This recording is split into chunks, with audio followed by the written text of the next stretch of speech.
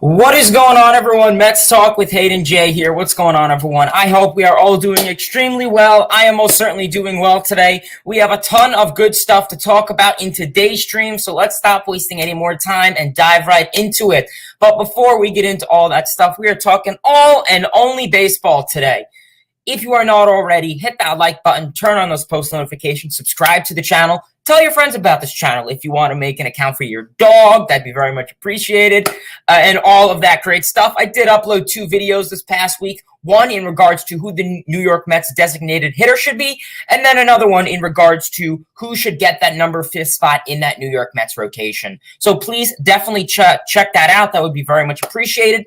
As always, kind of like what we've been doing for these streams, mainly, Q&A, I guess, style type of streams, where you guys have been, leaving comments and we've been going into it. So let's greet everyone. What's going on, everyone? Devin, what's going on?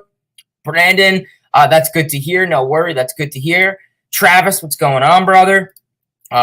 Baseball's my air. What's going on? Kobe, what's going on? Hayden, what's going on? Feels weird to greet another Hayden. But what's going on, man? Ibindos, what's going on? Logan, Devin, Jack, Trey. I'm doing well, guys. I'm doing well. Daniel with our first comment of the day. And Daniel's going to say, hey, Hayden, who do you think the center fielder should be for the New York Mets? And that's a good question. But honestly, as of right now, I am going to have to go with Brandon Nimmo, and I think that's what realistically the option is going to be. I think if you look at it to some extent right now, that it's kind of hard because listen, you signed Starling Marte. I get that. You signed Starling Marte. Some people may say, well, why did you sign Starling Marte? What position did you want Starling Marte to play?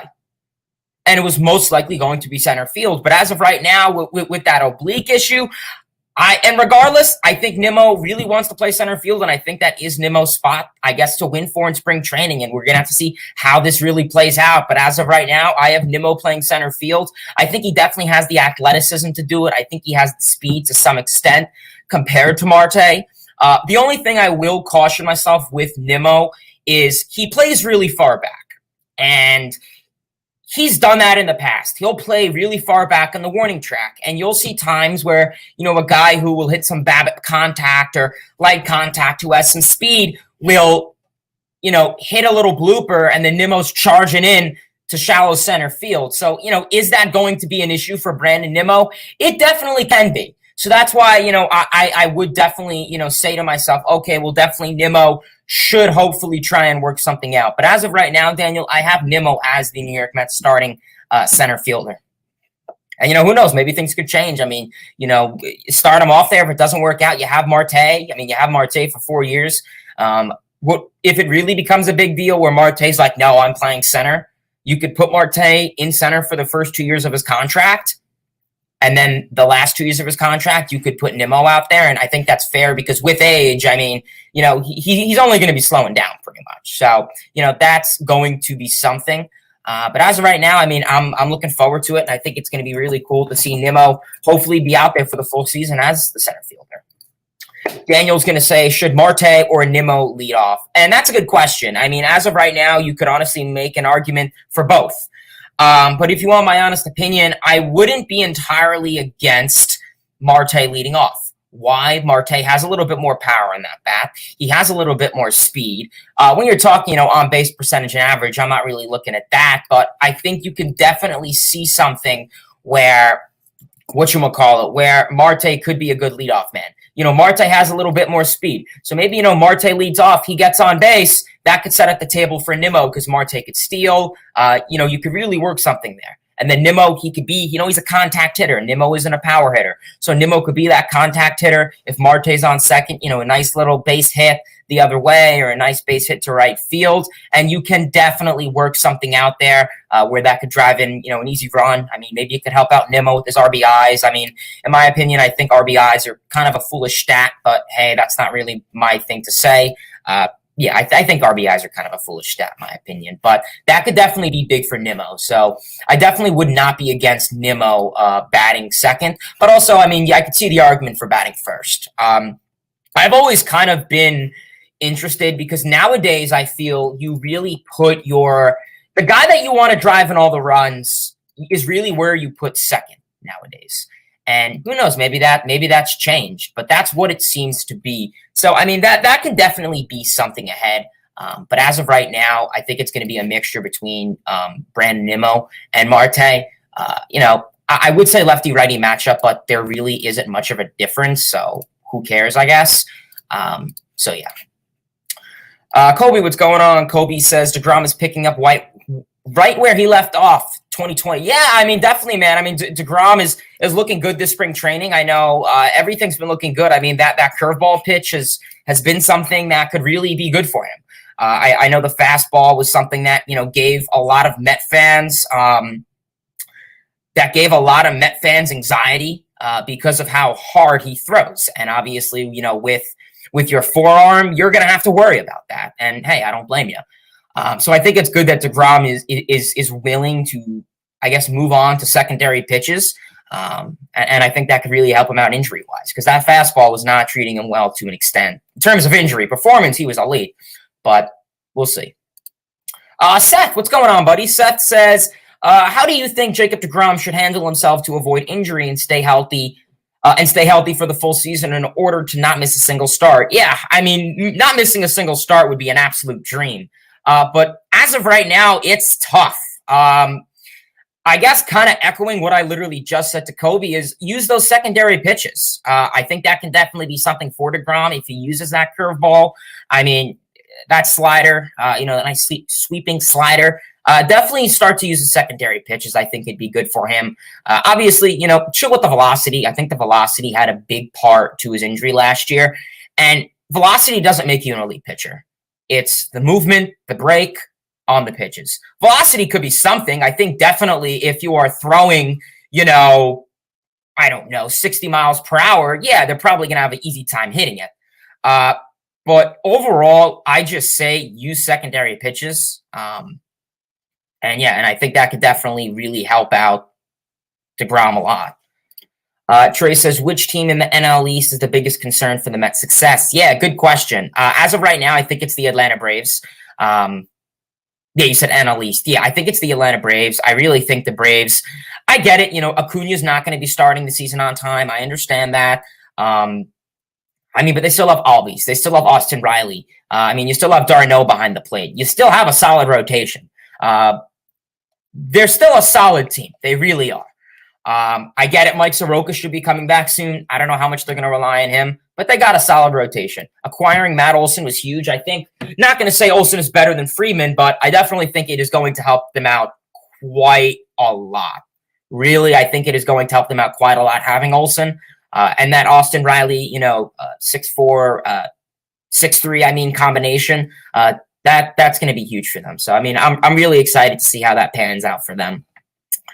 Hayden, what's going on? Hayden says, who do you think will win the NL East? Yeah, in terms of the NL East, I think it's the Braves still. I think the Braves are automatically the best team in the division.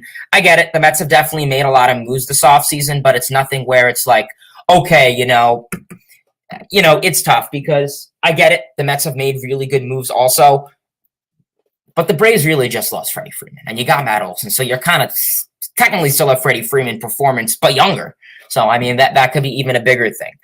But I think it's the Atlanta Braves. I look at this Mets lineup and then this Braves lineup and, including Acuna, including Ozuna, and I say to myself, yeah, I don't know. It's definitely a little bit better.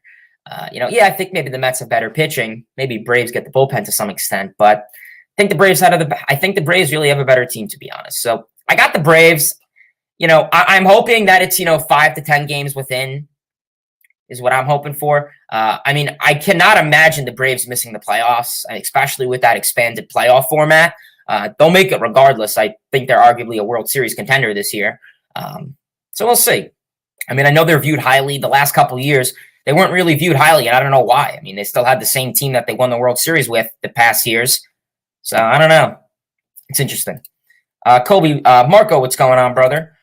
Thomas says, should the New York Mets go after Tony Watson? I say so. He is cheap, left-handed pitcher. And the Mets have, you definitely do have a left-handed bullpen shortage, which is something I really think the New York Mets are definitely going to have to really try and find some type of remedy for. I get it with Aaron Loop, maybe I would have not been crazy about signing him to a long-term deal, but, something short would have not hurt. As of right now, the Mets need some type of left-handed pitching. That's something I value. I know we saw a lot last year with Rojas, where Rojas adored this lefty on righty analogy, and I mean, I question how much Buck Showalter will. I definitely think he'll definitely embrace it. But as of right now, the Mets need some type of lefty.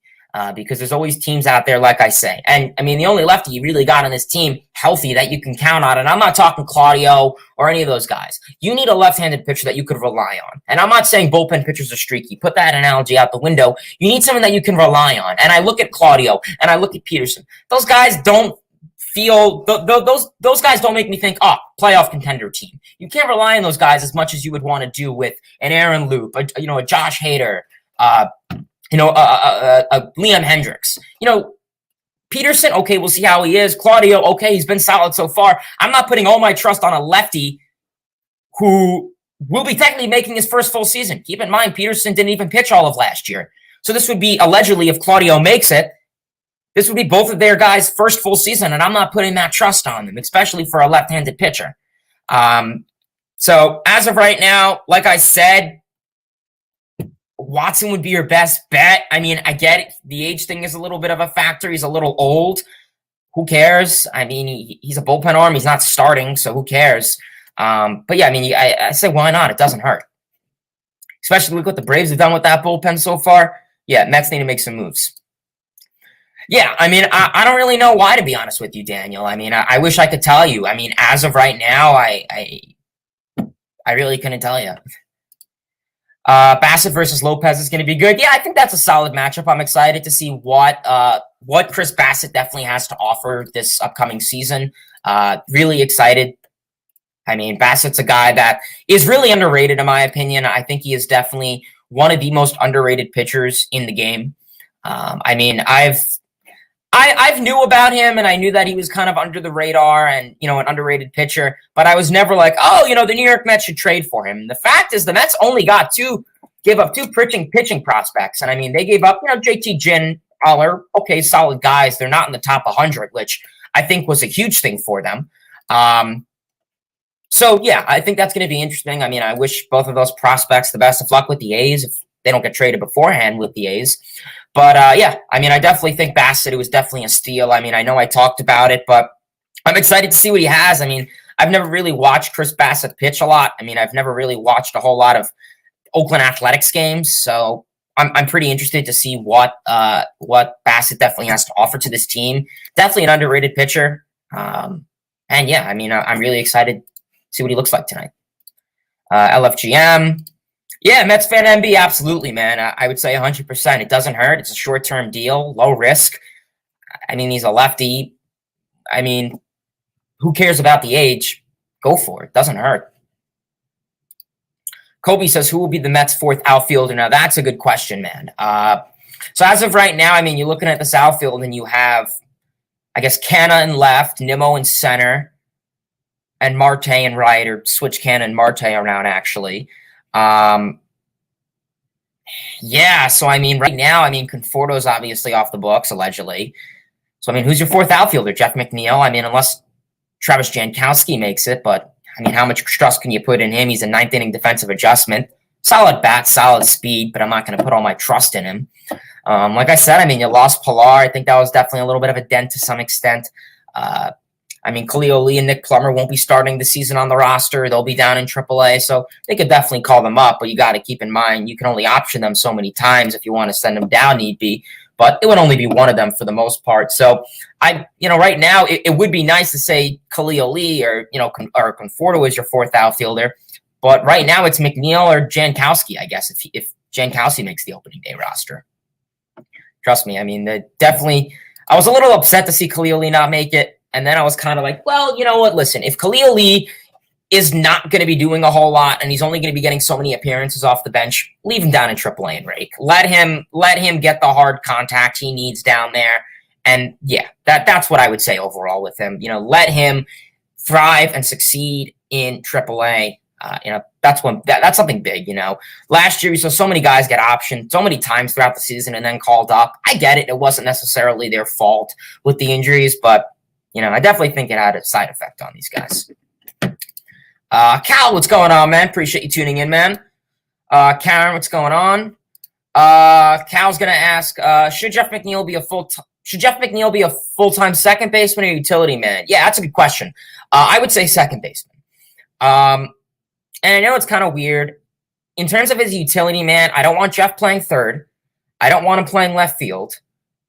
Maybe right field, but I don't really think he has the arm or the power to play right field. Maybe he has the range. I can't tell you much about that, but the power and the arm is not there. So I wouldn't want him in right. Center's out of the books. That would really be it for McNeil. So I would like him to play second. He sees the ball come off the bat much better. We've seen his best defensive production and stats come off of second base. And we saw the sample size he played at second base last year before, he got injured and, the whole Diaz shenanigans where Diaz played second. He was solid defensively out there. I mean, he was turning double plays with Lindor and Alonso. I mean, I'm not worried about the Lindor shifting thing. Showalter's not going to deal with that nonsense. Rojas and his fools didn't. Plus, the shift will be gone next year. So, I mean, you have it this year, and then that's it. So, I'm not really worried about that. I think Lindor and McNeil incident, that's a whole other story, but I'm not worried about that in terms of second base. So, I would say McNeil should definitely be playing second. Travis says, yeah, I mean, who's going to fill the void left for Aaron Loop? And it's a good question. I mean, really right now, there's really not anybody out there that would be filling that void, I guess. I would love to be saying, a nice lefty, like a Colin McHugh or someone like that. But the Mets listen, I'm not going to critique the Mets offseason here. I think they had a phenomenal offseason, but I think kind of like the one big thing they would have liked was a nice lefty. I mean, whether that was Rich Hill, nice, left-handed bullpen arm, could have gave you 4 innings in the bullpen. Solid, nice curve still. Loop, listen, it would have been nice to bring him back for a year or two. When I always talk about relievers, I always say they're streaky. I understand that. Would have been nice, I think, to some extent to bring him back, but whatever. But like I said, right now, I mean, if you're talking about who they got right now, you got David Peterson and I guess the prospect Alex Claudio, if they plan on making him, the full-time, a full-time bullpen role, which would be really interesting. I would like to see how that goes about. It's going to be something, but yeah, I mean, we're going to have to see. Like I said, there's really no one on the market besides Tony Watson, unless they're going to make a trade. People are saying Josh Hader. Then what do you do with Diaz? You have that whole 9th inning shenanigans. Oh, I have to play the 9th inning. I would obviously take Hader as the closer than Diaz 100%. In my opinion, I think Hader is the best bullpen pitcher out there. Even over Hendricks, and even 2018 Diaz. So yeah, like I said, we're gonna have to see how that goes. Seth, what's going on? Seth says MLB is releasing new City Connect jerseys throughout the season for a couple teams. I'm excited to see the Rockies ones. Yeah, I saw on Twitter today that they announced that they're releasing like 5 or 6. I saw the Padres, the Astros. There were like 5 or 6 teams on there, and I think that could really be huge for baseball. I mean, obviously helping expand the revenue is something, but I think it's going to be really interesting to see those City Connect jerseys. In my opinion, I probably think my favorite City Connect jersey that they have right now would probably,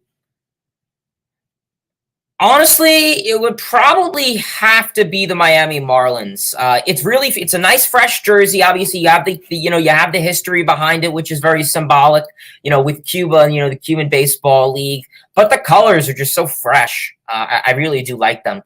So it's pretty cool. I'd probably say that, to be honest with you. But definitely cool. I'm excited to see the Mets one, Seth. LFGM, absolutely. Daniel says, in my opinion, McGill should be should be in the starting rotation if Walker and Cookie struggles. I think even if Cookie struggles, I think McGill would be in that 5th spot. If Cookie struggles, I think Walker he's pitching this week, so we'll see how he is. If his fastball, the zone could be good. I mean, like I said, being fatigued was a big thing for him last year. So I'm overall just really, really, really hoping that as of right now, I guess you can get the best out of production for Walker. And, I'm not worried. Do I think he's going to be this full-on, I guess, whatchamacallit, do I think he's going to be this full-on, first half Walker? It's possible. But, I think there's to some extent where we're going to have to see how it plans out with him. Do the Mets have the best rotation in baseball, says Marco. I definitely think as of right now that they arguably do. I think it's really between them and the Brewers is really the big argument. I would say them and the Brewers. The Brewers got Peralta, Burns, and Woodruff, arguably three guys that are going to be in that Cy Young race. And then the Mets have Degrom, Scherzer, Bassett, and then you're continuing on Walker, Carrasco, McGill. As of right now, I think that 1, 2, 3, Degrom and Scherzer will certainly be contending for the Cy Young race, no doubt about that. But I think as of right now, and then, even Bassett, I think, he finished 10th last year in the Cy Young race in the American League. So even with Bassett, too, I think he'll definitely be in the Cy Young race. I don't think he's, as dominant as Degrom and Scherzer, but I definitely think Bassett, is an all-star type of pitcher, definitely can be in that race for the Cy Young. I think it's definitely possible. Marlins is a third-place team. I honestly think it's possible. The moves the Marlins made this offseason, acquiring Jacob Stallings was huge because, when teams that are practically ready with their pitching core usually bring in a good defensive catcher. The Tigers just did it with Tucker Barnhart, whatever his name is. Now the Marlins do this. You see teams usually do that. Fortunately, the Mets went the different route with McCann and thought they'd get different production out of him defensively, but whatever. We're not going to talk about that. I really think the Marlins are a third or fourth place team. They're not fifth. No way. They really have young talent. They have a lot of young athleticism and young speed, and I think that is huge. I think that's going to be huge for them going ahead. Having that young athleticism, that young speed. Like I said, they're not going to hit a lot of home runs. They don't have a lot of power. I understand that. But they're the type of team that could definitely be guys that, have a high average, really get on base a lot, steal bases. I think Don Mattingly is a solid manager to some extent. We'll see how he manages. I know, maybe he wasn't the best in LA to some extent. I think he definitely helped set up for, LA's future dynasty, I guess. But, overall, I think the Marlins are honestly going to be a 500 team this year. So really good moves for the Marlins. I know they kind of had a recent disaster, but yeah. Ruben, what's going on? Ruben says your favorite ballpark. As of right now, probably my favorite ballpark. My favorite ballpark, honestly, would probably maybe be Camden. I think Camden's a really nice ballpark, really underrated. People don't really talk about Camden Yards a whole lot. I don't know why.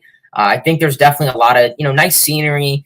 Camden's nice. If you're talking historic nostalgia, you have Wrigley Field, you have Fenway.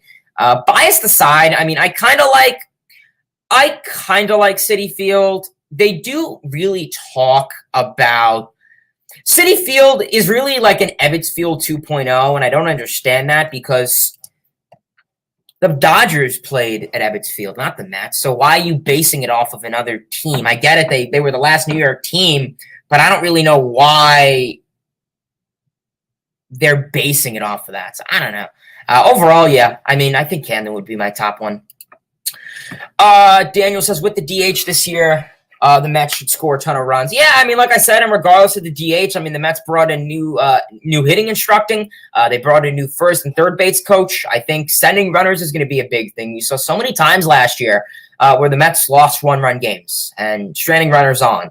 Hitting with runners in scoring position is going to be the biggest thing for the Mets this season, I think. Being able to come into clutch and hit with runners in scoring position. So many times last year where we saw, Mets were 2-12 with runners in scoring position, 3-10, 1-8, No more. You got to start being productive with runners in scoring position. And I think the Mets brought some type of remedy with bringing in, a high on base percentage guy like Marte, like Canna. I think that's going to be huge. Escobar too, definitely. Nice contact, has some power. That's going to be big. Obviously, you have Pete Alonso, power machine, Nimmo, on base machine. So Mets still have something. Hopefully Lindor is going to bounce back. That's the big thing. But, start sending guys. And, I forgot the third baseman's new name. It's not Wayne Kirby. That's the first. I forgot the third baseman. He was from the Pirates. Alex Cora, Joey Cora. So many times last year where we saw D. Sarcina not send runners. And it drove me nuts. And turns out the Mets would lose that game by 1 run. Go for it. I'm not saying, send Alonso when you have, De La Cruz in center field who's throwing the ball, or Harper and right. Start sending, Lindor. Start sending Marte. We saw it in the spring training game. I know, take it with a grain of salt. It's only a spring training game. But look what happens when you send guys. They really start to connect. It's huge. Set these guys up. You score 1 run in an inning, it builds off of that. It's, like a domino, I guess a good domino. Trey, what's going on? Trey says, who will have a better season? Ooh, that's a good question. I did ask this a couple days ago in a Discord chat I was in. Who will have a better season, Yelich or Bellinger? It's tough. MLB came out with their top 10 100 players last night, and Yelich was 100, and I think Bellinger was 99, or other way around, something like that. And as of right now, I don't know what happened with those guys. Bellinger, he had that elbow surgery. That long swing seems to be his killer. That long swing is not working out for him. He's not striking out. He's striking out a lot, which I guess is a worry. But that long swing, I think, is going to be something for Bellinger to really have to work on. I get it. It helped him out early in his career. But now he's going to have to figure something out. Yeah. And then, Yelich, I don't know what happened with Yelich. That power has gone down. Here's a stat I like, ISO. It's a power stat. He had a 0 ISO in the second half, Yelich. So those guys are definitely going to have to work something. Thomas, what's going on? Thomas says, when do you think the Mets wear the black jerseys? When do the Mets wear the black jerseys this season? Yeah, so they're going to wear them on Fridays. And little interesting fact is that they can only wear them for the last 5 home games of the season. Or you can only wear them 5 times in a season before they have to get approved by MLB, which takes 2 years. So because of that, they're going to have to wait a little bit, which, sucks, but oh well. So they'll choose to wear them for the last 5 home games of the season, which I'll take. Probably not anymore, Daniel. There's only like 8 more days or 7 more games, and half of them aren't televised. And I live an hour from Port St. Lucie, so it's it's definitely a drive. Probably not anymore. To be honest with you, probably next year I'll go to some. Trey says, will Travis Jankowski make the opening day roster? Yeah, I definitely think it's a possibility. As of right now, he's obviously going to be that 9th inning defensive adjustment type of guy. You're not really going to rely on his bat. Maybe, pitch runner, rely on that speed. 9th inning defensive adjustment, because right now he's your 4th outfielder. Unless Conforto comes back, or obviously Khalil Lee is called up, or Nick Plummer. But he is your 4th outfielder. So that's what it seems to be the case. So, yeah, probably. I would imagine he'll make the roster unless he goes on a huge collapse for the next spring training games. Sports Fan says Francisco Lindor, comeback player of the year, is looking good. So far in spring training, I like how he's starting to level his swing. Yeah, leveling swing has been a big thing, and the exit velocity and the hard hit rate has gone up for Lindor big time, where we see where, he's giving off hard contact and he's able to travel the ball more and get on base because of that. He's not swinging at a lot of foolish pitches, which is something which wasn't really the thing for him last year. But as of right now, Lindor's looking good. Just give me 1 second, guys. I'm getting a text from someone. All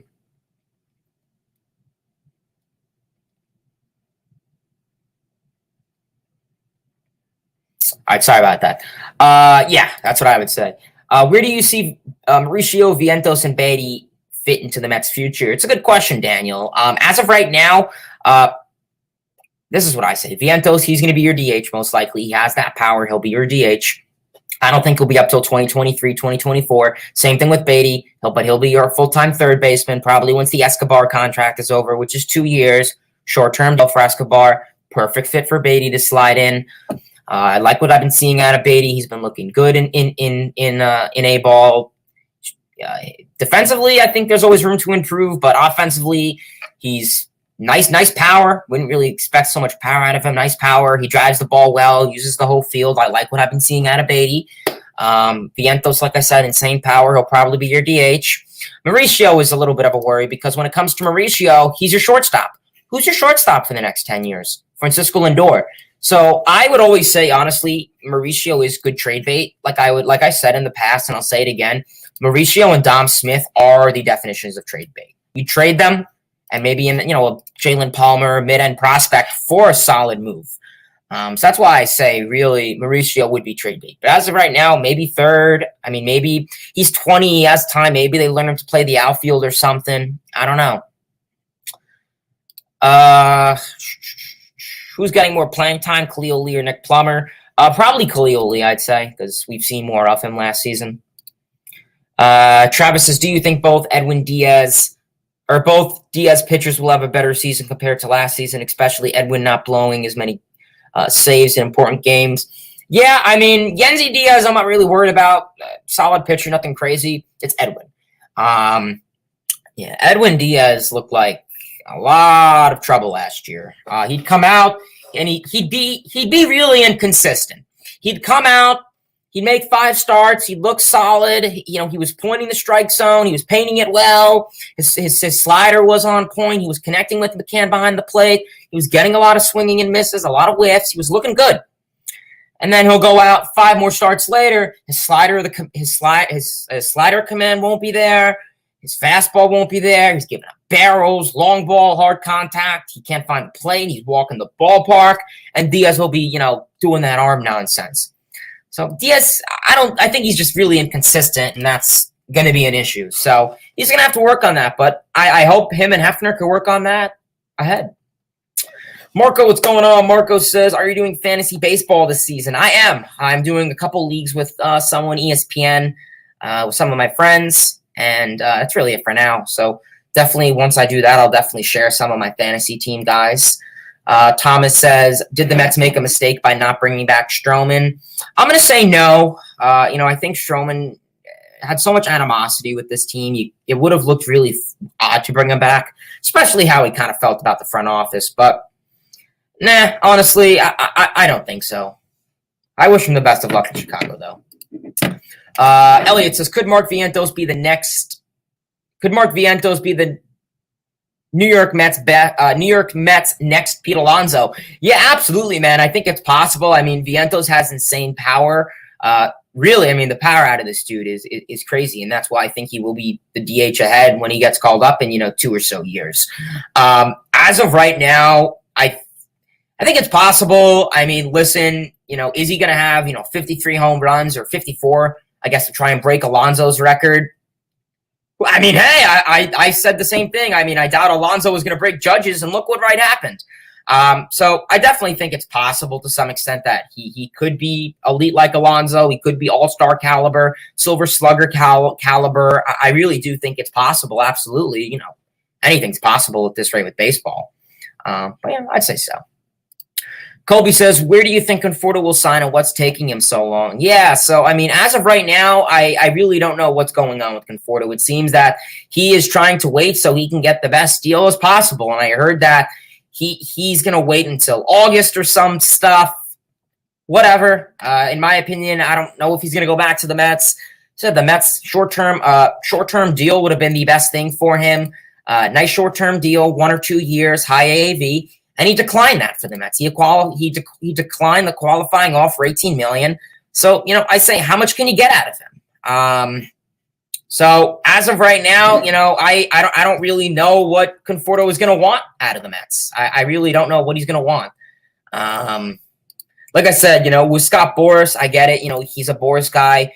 Boras, clients usually are kind of hard to get in. I mean, I respect Scott Boras. He's definitely a tough son of a gun. He fights for his guys to get the best deals, and that's fair. Usually leans his guys to go towards the free agent route. I mean, we saw it with Strasburg. We saw it with Harper. We've seen it a lot. And, I respect that. I think that's fair. But with Conforto, I don't know. I mean, I think it's odd that he said, oh, I love New York so much. He was crying his last game, and then now we have this, and he's undecided. So I really didn't expect Conforto to be the last and pretty much only free agent guy not to sign. Going into, a week before opening day, practically, I did not expect Conforto to be that only guy, and seemingly Conforto is. So overall, we're going to have to see how that goes with Conforto, I guess. Todd Licata, what's going on? Yeah, I agree with you. I think definitely Strowman's attitude probably wasn't healthy for this team, especially. We saw last year, really didn't help. So, I agree with you, man. I agree with you. Hayden, keep up your spectacular work. You have so much baseball knowledge. Have you ever thought of getting an internship with the minor league team? That means a lot, Alexander. That definitely means a lot. I appreciate it, man. Yeah, I've always thought about something like that, getting some type of internship, for a minor league ball club. Listen, I'm not saying I'm going to be an executive or in the analytical team, but some type of internship would really be something. I live in Florida, so I have spring training access really easily. Overall spring, minor league ball clubs are, pretty close. I'm like 35 minutes from Jupiter, an hour from Port St. Lucie. So, there's definitely, easy ways for me to get in contact with a lot of minor league ball clubs. But yeah, I've definitely thought about something. Baseball is something that I do plan on trying to have a future in. Obviously, I'm going to school for sports communication, and that's my biggest goal. Whether it's working with, something like ESPN or, sports analysis, a sports, radio host or something like that. So, yeah, but that's definitely my long-term goal, and I really do appreciate it, Alexander. Trust me, I know it definitely means a lot. It really does, definitely really does mean a lot. Touches my heart that I really have people out there that are really interested in listening to me. It really means a lot. I know we got 20 of you guys in the chat, and I really do appreciate it. If you guys have any comments, questions, concerns, don't hesitate. It could be about the Mets, the Twins, anything. Drop it below. Todd Licata says, I don't like one outfield fence in front of the old outfield. I'm assuming you mean at Citi Field when they brought that left porch when they brought it in. Yeah, it's all right. Hey, more home runs for the Mets. Cal says, should the Mets rely on a 5 or 6 man rotation? Honestly, I wouldn't be against them relying on a 6-man rotation. And I know people would say, but then you lose a Degrom and Scherzer start. I would be willing for that. For the health of those guys, I would be willing 100% to have them, have 5 less starts in a season. Absolutely. Maybe what you do is you start off the season on a 5. And, if Degrom, starts to be a little bit of worry, if Scherzer starts to get a little fatigue or whatever, whatever happens, you could go to a 6-man rotation. Start off, this is what I would say, start off McGill, start off Peterson, put these guys in the bullpen. You have Yamamoto down in AAA, you'll have Claudio, you have a lot of AAA pitchers down available to make a start as an emergency, or Robert Stock type of guys, as I like to say. Yeah, as of right now, leave McGill in that bullpen, hopefully. If you need that 6-man rotation, you got him. Jack in the Box, LFGM. Cal, I agree, LFGM. Philly Sports Talk, what's going on, buddy? Appreciate you tuning in, man.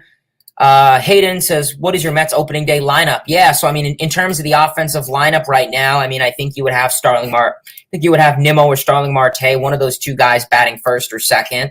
I guess say whoever you want to bat first or second, but either one of those two guys will bat first or second pretty much. I would like Alonso batting third. I feel the best offensive production you can honestly get out of Alonso would be in that third hole. And I feel I would like to see Alonso get his at-bats in the first inning still, rather than, be the first guy to lead off in the fourth and hit a solo home run. I'd rather hit a 2 or 3 home run.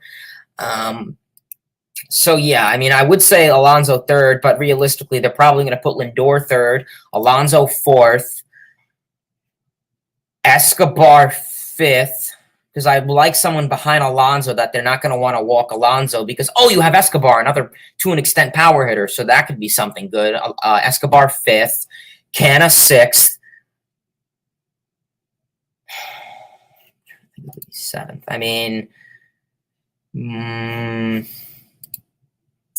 Maybe your DH 8th, and then McCann 9. I think that could work. and then McNeil 7th. I think that could work. Who should be the full-time Mets DH? Seth, I actually did upload a video in regards to that. So definitely, Seth, definitely please feel free to check that out. Let me know your thoughts on that. I uploaded that, I think, two or 3 days ago. So definitely, guys, make sure check out that video. Let me know your thoughts. I went over, who the New York Mets should have as their full-time DH, or who knows, maybe multiple DHs. Maybe, they kind of rotate DHs, or maybe there is only one DH. We'll see. So definitely check that out, Seth, as well as everyone else watching this. Who is your favorite signing? Or it has to be Scherzer, I guess. I mean, just always seeing Scherzer. I mean, Scherzer's been in the league for quite a while now, and he's always. I mean, I didn't really care about him as much, or hate him, I guess, when he was with the Tigers. But when he went to the Nationals, he was just always a pain in the Mets behind. Whether he had the no-hitter at Citi Field against the Mets, or pretty much killing the Mets. I think that was something. So as of right now, I would probably honestly say Scherzer. And it's good to be able to root for Scherzer and not want to bill him. So I think that's pretty interesting. So I'm happy in terms of that. But it has to be Max Scherzer. I think the Canna signing was pretty underrated. I like the Canna signing. I think that was huge, honestly. So honestly, yeah, Canna offensively and Scherzer pitching-wise. Which team will be a big surprise this year, like the Giants were last year? I'm going to say the Mariners. I mean, I know Mariners weren't they're not a surprise this year, but I think they'll definitely be very good. So yeah, I'm going to say Mariners. Tigers definitely. Tigers got Eduardo. They got Eduardo Rodriguez. You got Baez. Made some solid moves. This Tigers team finished over 500 games in the second half played. They got something. Elliot, what's going on, man? Appreciate you tuning in. Hope you're having a good day as well. Lopez is actually going to be a challenge for the Marlins. He's a playoff. Yeah, I agree. I do, and I do not speed. Don't recommend speeding, especially in Florida. They're not very keen on that.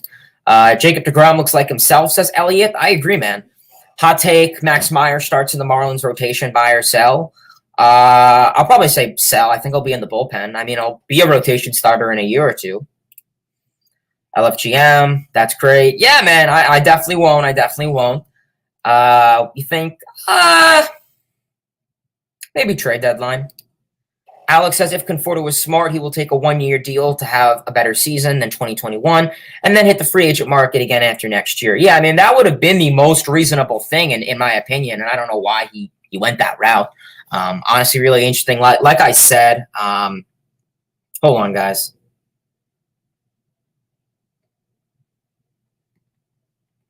Sorry about that. Yeah, I mean, he declined the qualifying offer. I mean, how much does he want? I mean, does he want more than $18 million, for an AAV? If that's going to be the case, then I mean, I can only imagine.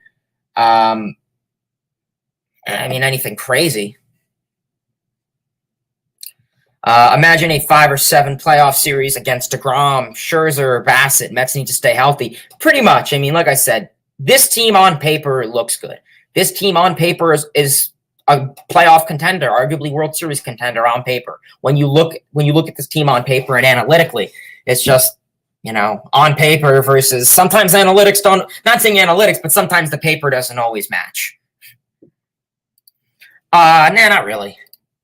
Marco says, what's your favorite City Connect jersey? As of right now, I'm probably going to say the Marlins. I think the Marlins one is really nice. Yeah, I'm going to say the Marlins one is really nice. I like the Marlins ones. The White Sox is okay. I like the Dodgers. That Nationals one, no, I do not like that Nationals one. That just came out today.